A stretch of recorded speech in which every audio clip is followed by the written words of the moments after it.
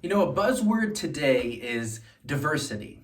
And it's this idea that America and the world needs to become more diverse, that we need to be able to know how to include people that are different from us, whether it's the way they look, act, or think differently, that they have something special to offer us. They have something special to offer to society.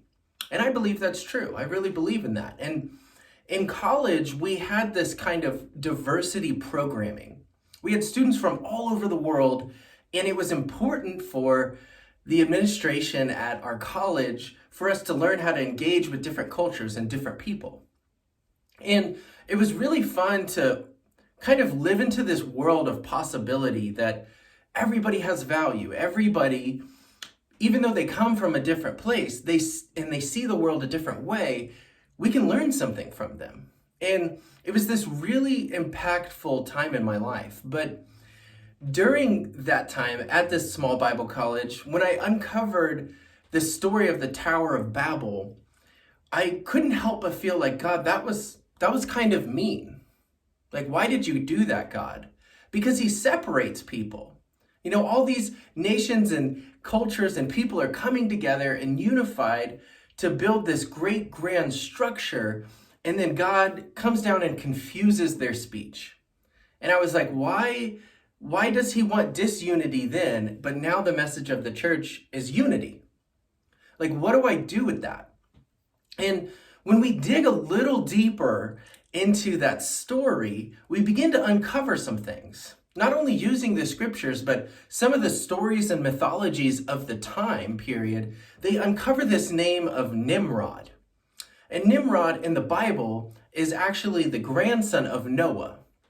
But Nimrod in some of the mythologies and some of the stories from other cultures around that time, he's really this great warrior that's conquering peoples. He's conquering and enslaving peoples, and his goal is to strike down God, the God that caused the flood, or the gods that caused this great flood. He's after that God.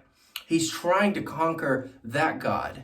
And so in the Tower of Babel, we see that all these people are coming together to build this great structure. And they have this type of new technology where they're able to make these bricks, not just out of clay baked in the sun, but they have tar. And they're building this structure that's kind of indestructible. Maybe say if a flood came. And the people at the time, human beings at the time, were still very nomadic, meaning that they kind of traveled around from place to place. They would move to this area or region because it was time for that vegetation to bloom or ripen so they could live off the land there, and there'd be good hunting, and then they'd move somewhere else. And it's kind of like this sustainable way to live, right? This sustainable way to live in the world. But this guy Nimrod was conquering these peoples, and most scholars believe that this is the guy who's commissioning this work. With this new technology, he's commissioning this grand structure in order to build it as the tallest thing in the known world. And the scriptures say that he's building it up to heaven, but really, the heavens, he just means as tall as possible, so that it can be this central hub, this focal point for all these nomadic humans to say, I can run to this refuge. I can run to the refuge of the tower or the citadel, and I'll be safe there. In order to basically say that Nimrod is a god, that Nimrod is a conqueror, he's a king. And maybe that's how he was trying to strike down God or challenge or contend with God's name. We really don't know. But what we do know is that God wasn't being mean or wasn't being cruel when he confused the language of people and caused disunity in the story. What we do know is that the scriptures say God heard these cries in heaven, that there was these cries of anguish in heaven, so he came down to make sure that people were okay. And when he came down and saw what was happening, he chose to confuse their speech, to cause disunity.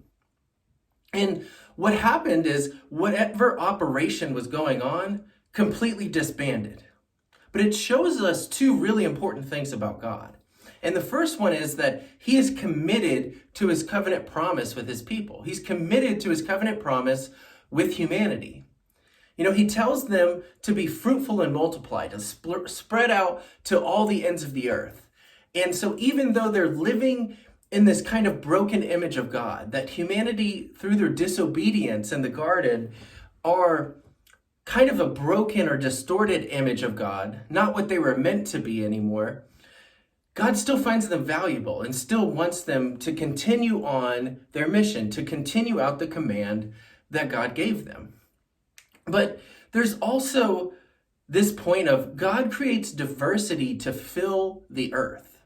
So whatever message we're getting from culture about diversity, heaven is already, that was like way before anything has been created now in the modern times.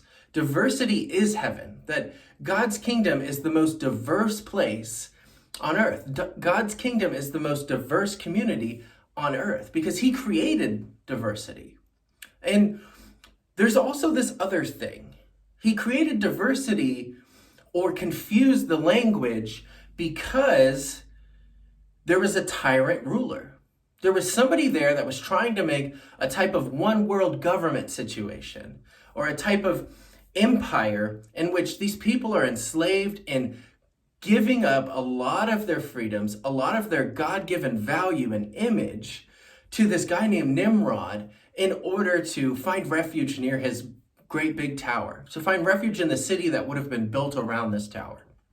And so God is attacking a tyrannical government in order to give people more freedom, in order to allow people to do what they were created to do. And I think that's a pretty interesting idea, especially with all the political unrest and the things that we have going on, especially the last couple of years. It's like God actually does kind of enter into these scenarios or situations and works for good. He doesn't start this great big war. He doesn't cause any more bloodshed. He just causes people to disperse. He just causes speech to be confused. And it's very interesting because God is clearly opposed of a king or emperor ruler that is unjust, that causes bloodshed, that doesn't have mercy. But then he comes down in the form of Jesus Christ and clothes himself in humanity, and he is called a righteous king. He is called a king of mercy. He is a king who has saved his people. He's a king who has not only redeemed humanity, but cut a new covenant and eternally binded himself to his holy church. And we see him fulfill this promise when he takes all the diverse populations or all the diverse languages in the world on the day of Pentecost and makes it intelligible. He makes, when he sends his Holy Spirit down after his ascension into the world and they fall on the apostles and there's this great big commotion. In Acts chapter 2, people come from all over the city and they're trying to figure out what's going on. And they hear these people talking that have received the Holy Spirit and they're like, why can I understand them? How can I understand them? They're from a different place. They speak a different language. And we see this kind of undoing of the Tower of Babel act because the Tower of Babel and Nimrod was the wrong ruler, was the wrong king. But on the day of Pentecost, which we're celebrating this Sunday in the Christian calendar, we have a righteous king, a merciful king, a king that has saved us from oblivion. And so as we move into this Sunday and the day of Pentecost, and even just talking about this lesson today, we understand that, God appreciates diversity because he values people.